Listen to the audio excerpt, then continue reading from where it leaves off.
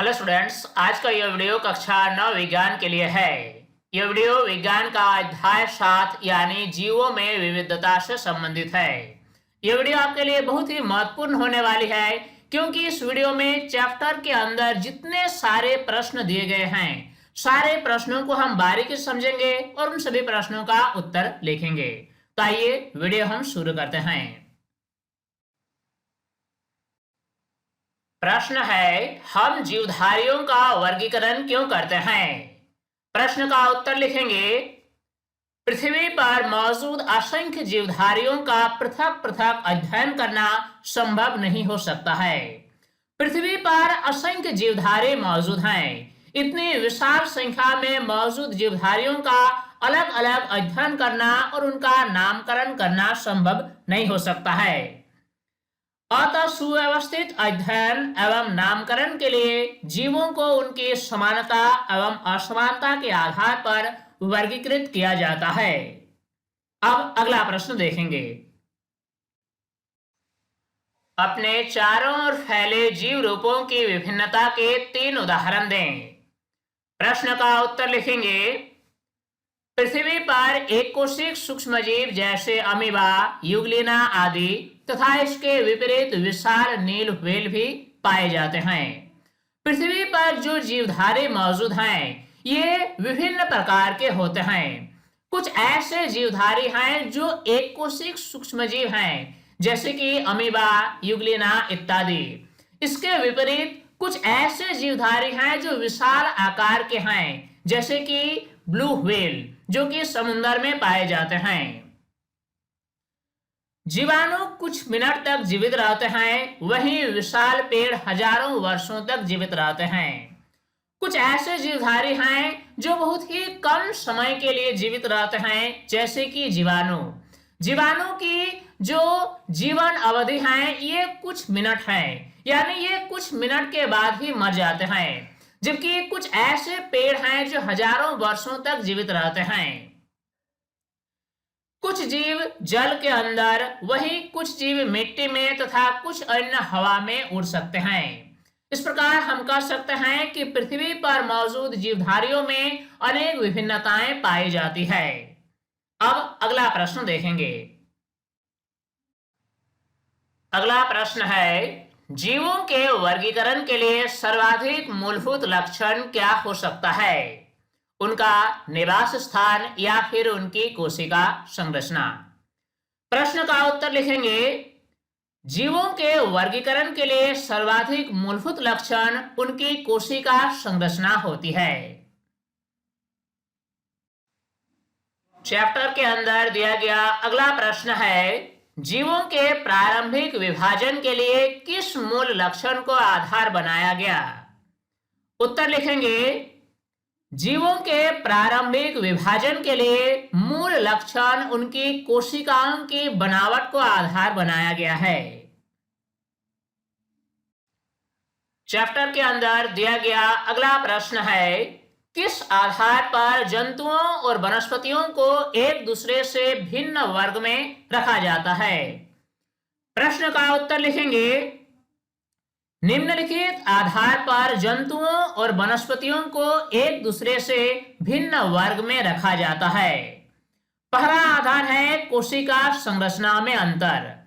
जंतुओं और वनस्पतियों के कोशिका संरचना में अंतर पाया जाता है। इस आधार पर जंतुओं और वनस्पतियों को अलग अलग वर्ग में रखा जाता है। इसी प्रकार अगला आधार है पोषण विधि में अंतर। जंतुओं और वनस्पतियों में पोषण विधि में अंतर पाया जाता है।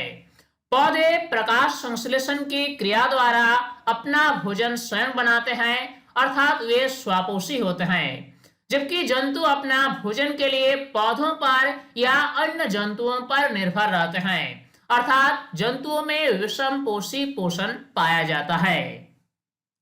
इसी प्रकार अगला आधार है कोशिका भित्ति की उपस्थिति। पौधों की कोशिका में कोशिका भित्ति पाया जाता है, जबकि जंतुओं की कोशिका में कोशिका भित्ति नहीं पाया जाता है। इन सभी आधार पर पौधों और जंतुओं को अलग अलग वर्ग में रखा जाता है। अब अगला प्रश्न देखेंगे। अब प्रश्न है, आदिम जीव किन्हें कहते हैं? ये तथाकथित उन्नत जीवों से किस प्रकार भिन्न है? प्रश्न का उत्तर लिखेंगे, एक कोशिकीय जीव आदिम जीव हैं। आज से लाखों वर्ष पूर्व पृथ्वी का निर्माण हुआ। जब पृथ्वी का निर्माण हुआ उस समय वैज्ञानिकों के मत के अनुसार पृथ्वी पर कोई भी जीव जंतु या पेड़ पौधे मौजूद नहीं थे। धीरे धीरे पृथ्वी पर जीव जंतुओं का विकास हुआ। सबसे पहले पृथ्वी पर एक कोशिकीय जीव का ही विकास हुआ। ऐसे जीव को आदिम जीव कहा जाता है।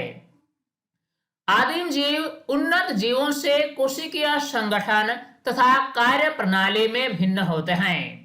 फिर क्या हुआ, ये जो आदिम जीव हैं, जो एक कोशिकीय जीव हैं, ये धीरे धीरे विकसित होते गए और आज के उन्नत जीव हमारे पास हैं। इस प्रकार जो आदिम जीव की कोशिकीय संगठन है और जो उन्नत जीव की जो कोशिकीय संगठन है, इसमें भिन्नता पाई जाती है। साथ ही साथ शरीर की कार्य प्रणाली में भी भिन्नता पाई जाती है। उन्नत जीवों का संगठन जटिल होता है तथा इसमें श्रम विभाजन पाया जाता है।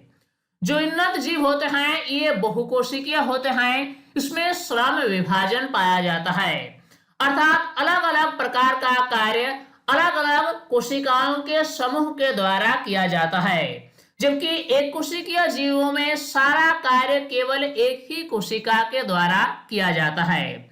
यानी उन्नत जीवों का कोशिकीय संगठन जो होता है वह जटिल होता है और इसमें श्रम विभाजन पाया जाता है।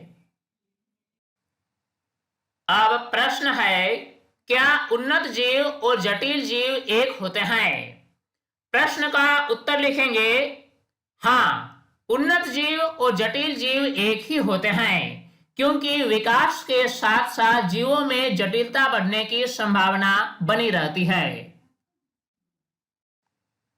अब प्रश्न है, मोनेरा अथवा प्रोटिस्टा जैसे जीवों के वर्गीकरण के मापदंड क्या हैं? विटेकर ने संपूर्ण जीवधारियों को 5 जगत में वर्गीकृत किया। उसमें पहला है मोनेरा और दूसरा है प्रोटिस्टा। इन दोनों जगत के जीवों के वर्गीकरण के मापदंड क्या हैं, यह हमें बताना है।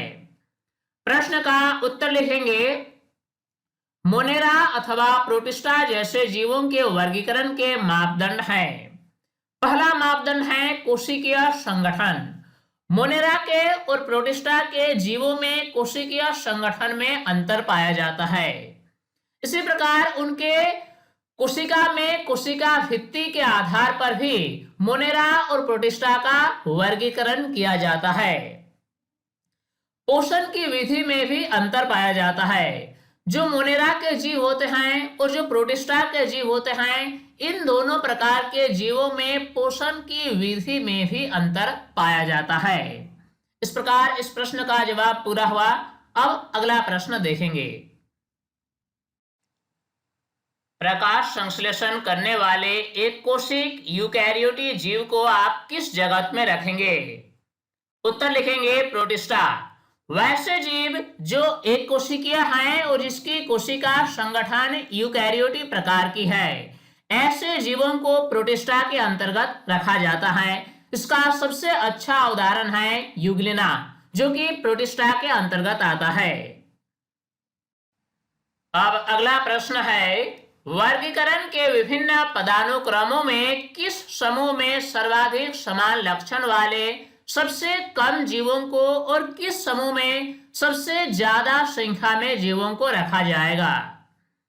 उत्तर लिखेंगे, समान लक्षण वाले जीवों को सबसे कम संख्या में जाति और सबसे ज्यादा संख्या में संघ यानी फाइलम में रखते हैं।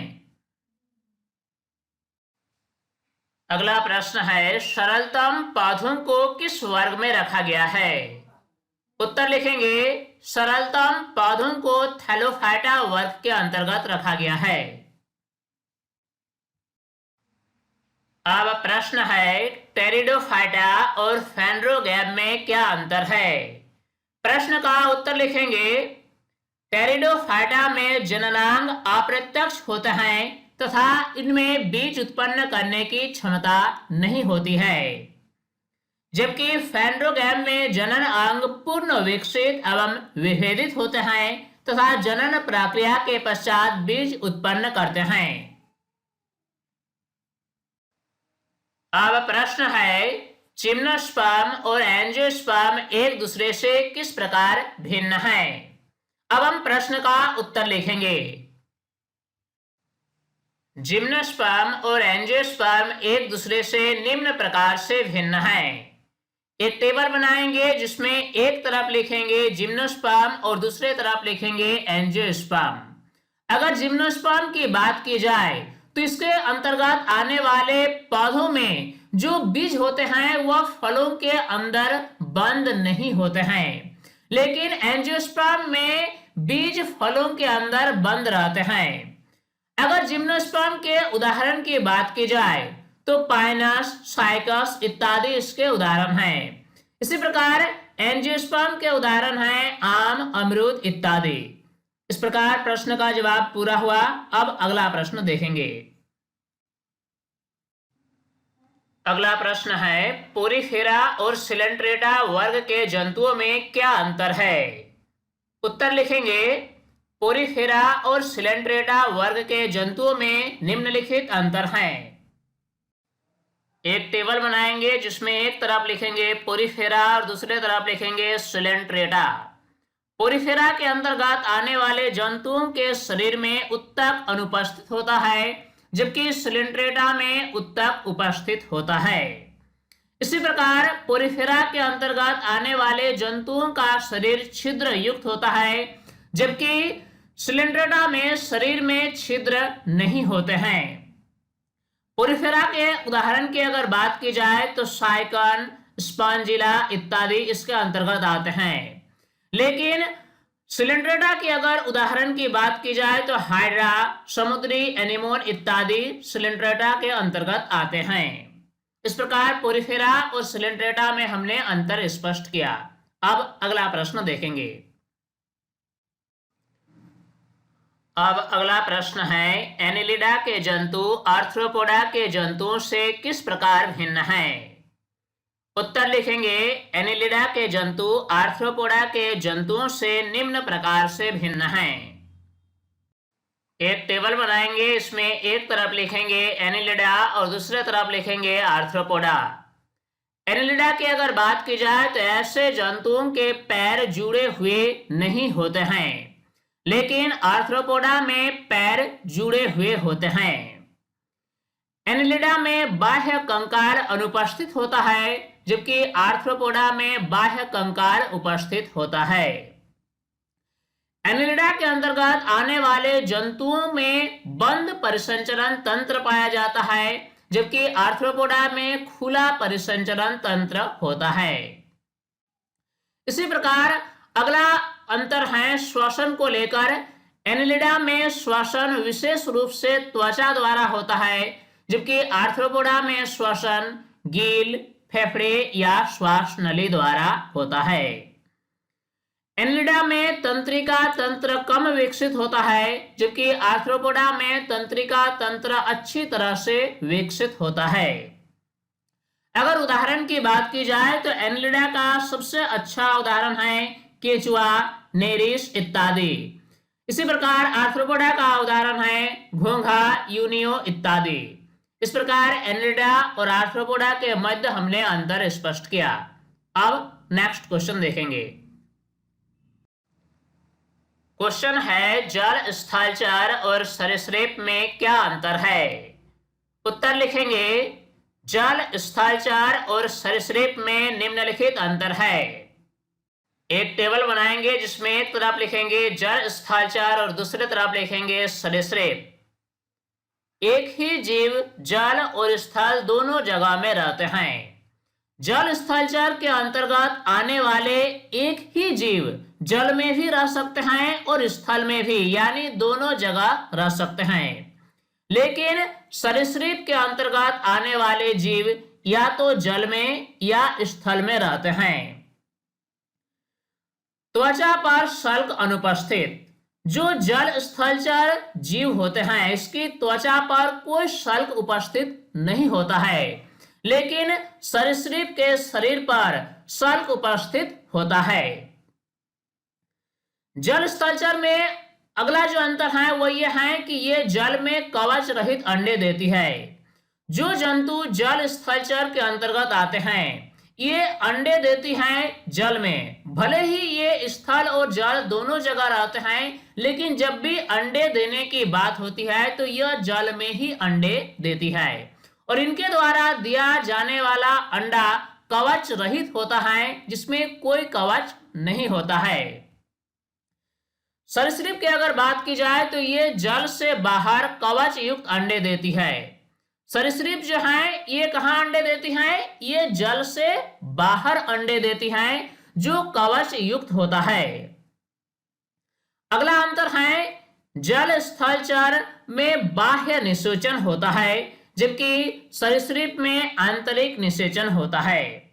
निषेचन जो होता है जब मादा के शरीर के बाहर होता है तो उसे बाह्य निषेचन कहा जाता है, जो जल स्थलचर में होता है। लेकिन सरीसृप में निषेचन की जो प्रक्रिया होती है यह मादा के शरीर के अंदर होता है, यानी इसमें आंतरिक निषेचन होता है।